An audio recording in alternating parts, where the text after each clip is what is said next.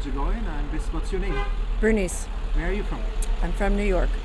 Can you tell me when you heard about the first time about Medjugorje, what did you think at the time when you heard it? The first time I heard about Medjugorje, the apparition started just as I graduated high school in 1981. First time I heard about it was probably when I was in college in 1982. Obviously we didn't have the internet back then, so it was newspapers and news.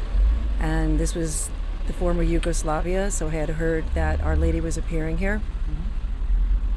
And then I looked a little bit more into it around 1983. And then I was able to come here for the first time in October of 1996. 1996. Yeah. It's a big change from then to now? Oh yes, a big change. What changed? A big change. Everything changed. It was just a sleepy little town back then. Now it's bustling and people are here, which is really a great thing to see. It really is. It's a beautiful thing to see. When we came, I had, 3 little children at home. I was expecting my first trip here, and the war had just ended. I didn't really think too much about it, but we saw, the damage that was done during the war.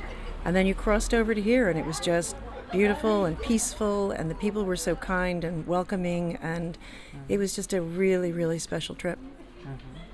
And that you come back all the time. Why do you come back all this time? I came back my second time in 2001, and by then I had 4 children, and I was busy for the next 18 years raising my children. So I came back with my then 15-year-old daughter in 2019 for the youth festival. I'd always wanted to come back, but didn't have the opportunity to come back. We came for the youth festival and it was just a magical time. It was just beautiful. It really, really, really was. It was so special to see her fall in love with Medjugorje. And oh my goodness, after coming back that time, I said to myself, I'm never waiting that long again to come back here. Here you are again. Yeah, and here I am again. And you pray the rosary? Every day. Why? Because I love Our Lady and she asked us to. Yeah. And the human beings do it because we want to gain something from it as well, no? No, I really feel connected to her, and I feel connected to Jesus when I pray the rosary. It's hard to explain. I just do. I feel very connected to them. I feel like it's like holding her hand, especially in the times that we're living in now. They're so uncertain and scary, and she's our mom, and she will help us. So I trust in what she tells us. Beautiful. And you go to confession as well? I do.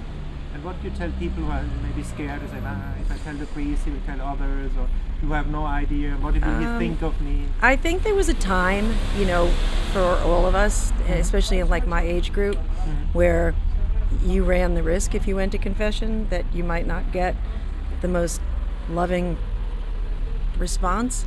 That hasn't been my experience. I've been really blessed to know some amazing, kind, loving, merciful, compassionate priests that I really do experience our Lord in confession. And I tell that to people. I always say, just don't be afraid. There's nothing they've heard it all. There's nothing that you can tell them that is going to shock them. And I also try to explain to them that there's only one person that's trying to keep you from confession. That's it. And once you go, you experience God's mercy and love and peace, and you understand then why it's such a gift. Confession is a tremendous gift. Beautiful what you say. And there are a lot of people out there, they don't want to hear from God, angry with God. Can you tell them what is the beauty of God the Father? I understand if you have had something really bad happen in your life and that you might be looking to blame somebody. And the thing is that God is not scandalized if we're angry with him. He waits. He just waits until we come around. We're human beings, and we're fallible. We make mistakes. We don't understand things. When people say everything happens for a reason, I don't necessarily believe that a lot of the really bad things that happen, God does not ordain them. He loves us all the time, no matter what. He loved us first. He loved us into creation. So That's beautiful. He loved us into creation. he Isn't loved that us. beautiful? Yeah, he loved us into creation. So he wants the best for us. He wants to be in relationship with us. And we're the ones, he loves us so much that he gives us the option to not have a relationship with him. How can we have this relationship, if I may ask? How can we have it? Yeah. Just like you have a relationship with your friends. You spend time with them. You can't have a relationship with somebody if you don't know them and you don't spend time with them. Spending time with God in adoration, spending time with our Lord in adoration, spending time reading His Word. His Word is living and true. And in order to get to know Him, we have to read His Word. So those are the ways that you get to know Him. It's even if you just sit in silence with Him. Sometimes when you're with one of your best friends, you don't need to say anything. You just need to sit with Him. That's it. And you know, I meet a lot of people here. They look for their vocation. They want to get married. A lot of young women. What would you are married? You have 4 children. I have 5 children. 5 children. Wow. 3 5 grandchildren. children. Wow, beautiful. I know. And Super lucky. yeah, congratulations. And what would you tell them how to find the right partner? That's a tough question because it's become increasingly more difficult these days.